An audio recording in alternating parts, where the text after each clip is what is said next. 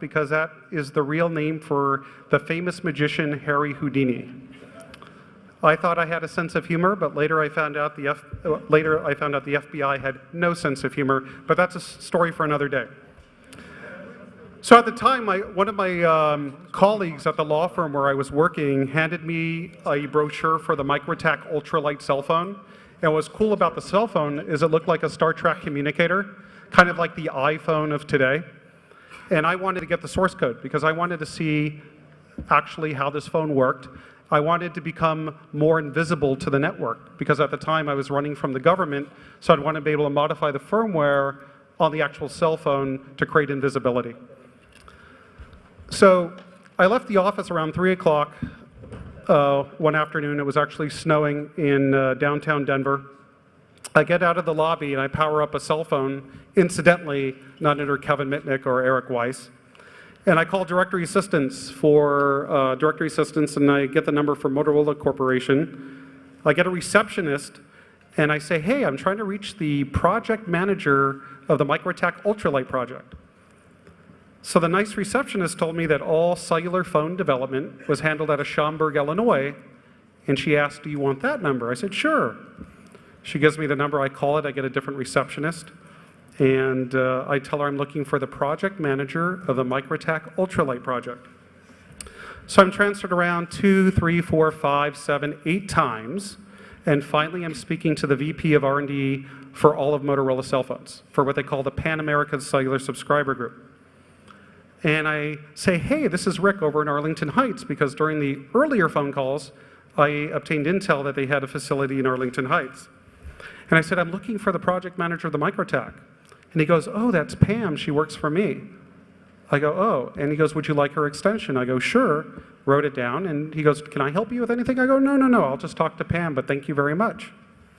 So of course, my next call is to Pam.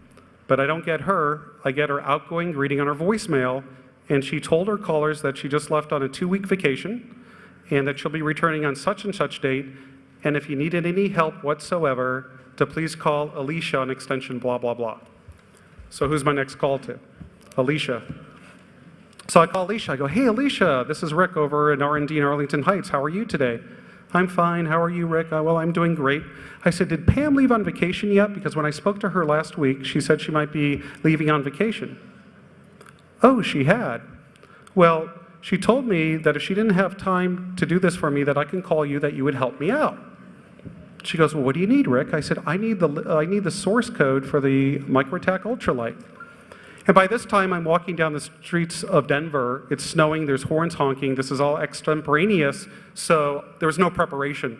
And I was a little bit nervous because you could hear background noise. I didn't have a noise-canceling microphone in my cell phone.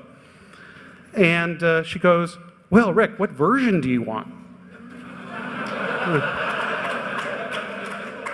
And I didn't prepare, I had no idea. So I just said, how about the latest and the greatest? So I could hear her typing on the computer, and she's fishing around on their network. And after about 4 or 5 minutes, she comes back, she goes, Rick, I found the latest release to the Microtac Ultralight, but there's a problem. What is it? She goes, well, there's hundreds of directories, and within the directories, there's hundreds of files. And I go, well, do you know how to use tar and gzip? And she goes, no. I go, would you like to learn? And she goes, yes.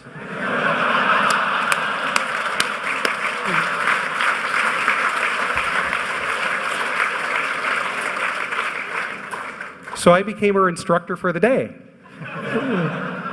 So after the day's lesson, we had a 3-megabyte file of the source code that I wanted to look at.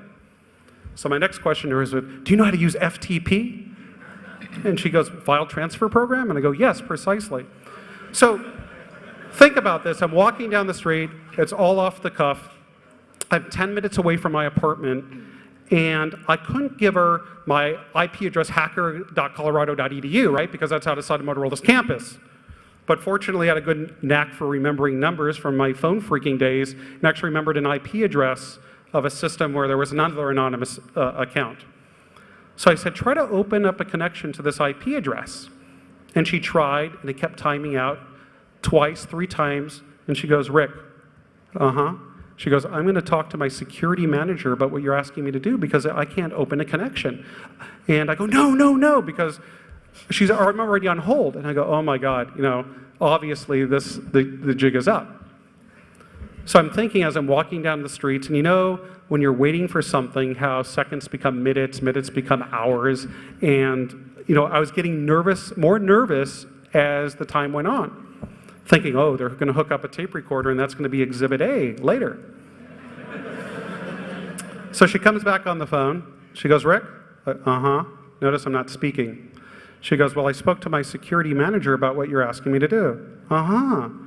And that IP address you gave me is outside of Motorola's campus. Uh-huh. Well, my manager told me that to send you this file, we have to use a special proxy server, so he was kind enough to give me his username and password to send you the file.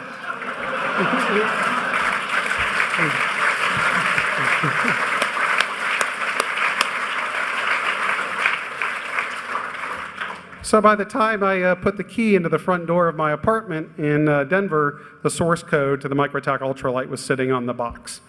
So I think that really illustrates the threat and impact of social engineering. You could have the best technology money can buy, and if you have a good gift to gab and you find the right targets within an organization, that bypasses all the technologies. So there you go. Awesome.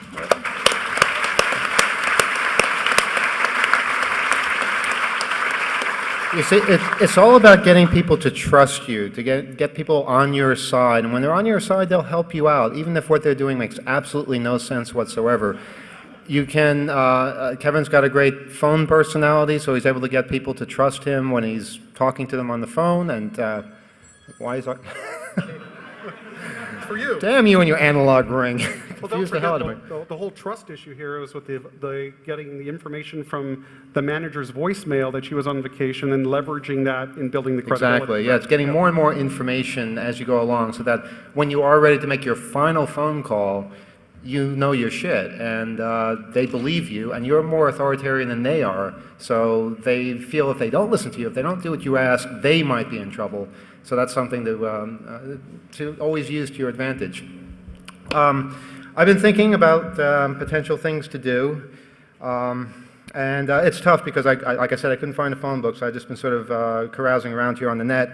And I gotta say, I don't know about you guys, if you're as upset as I am about this whole BP fiasco. Are you pissed off about this? Yeah?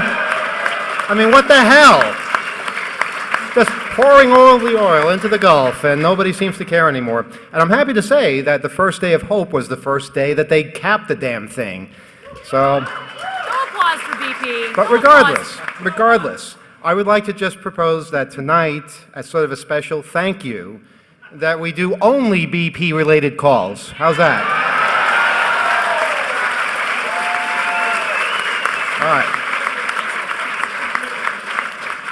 All right, I'm working on something here. I'd like, Kevin, and we have a dog on the panel, and maybe we could introduce each other and just, we can get into some phone shenanigans. Go ahead. Tell us, who are you, what do you do, what have you done? Well, my name's not Kevin, as I said before, and I social engineered my way on this panel. Wait, what is your name if your name's not Kevin? Well, my name's not Kevin Mitnick, which is probably why I'm up here. Things get confused. Well, let's see. So I can't really see the audience very well, but are there any almost college-age kids here? Can you guys raise your hands? All right, so I have a little story for you guys. So as you're probably like me, you're all very lazy. So when I was applying for colleges, I waited to the